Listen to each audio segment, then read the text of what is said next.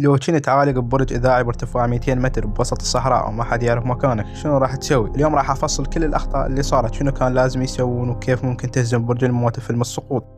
هنا خلونا نرجع لورا نعرف شلون وصلوا للبرج. نشوف بنت اسمها سارة وزوجها موسى وهم يسلقون جرف صخري ضخم. موسى يثبت نفسه بالحبل وفجأة يطلع طير من بين الصخور. موسى يفقد توازنه هناك، الحبل الأماني مسكه بآخر لحظة. هو نجا بعجوبة لكن المرساة بدأت تنفك وما راح تتحمل أكثر. وموسى يتوسل لزوجته إنها تفك الحبل حتى يصير عنده طول كافي يتأرجح للأمام، وهي تنفذ كلامه بسرعة متأملة إنقاذ حياته. لكن فات الأوان، المرساة تنفصل عن الجرف ويسقط زوجها موسى ويموت. لكن سارة ما تدري إن مصيرها راح يكون 62 ساعة محاصرة في برج تحاول تعيش. بعد سنة سارة ما زالت مصدومة من موت زوجها ومدمنة على الكحول، وفجأة يرن هاتفها وتطلع صديقتها المقربة زهراء. بعد ما يدخلون البيت ويتكلمون، زهراء تقول إنه والد سارة قال لها إنه سارة تحتاج سفرة حتى تخفف حزنها. تعرض عليها صورة برج إذاعي وتقترح يتسلقون سوا. سارة ترفض فورا لأن صدمة موت زوجها بعد هي ما تقدر تتحمل فكرة التسلق مرة ثانية. لكن اليوم الثاني تغير رأيها وتقول لصديقتها إنها مستعدة. هي عبالها المغامرة هاي راح تساعدها تتجاوز الألم، لكن الاثنين راح يندمون لأن ما بقوا بالبيت.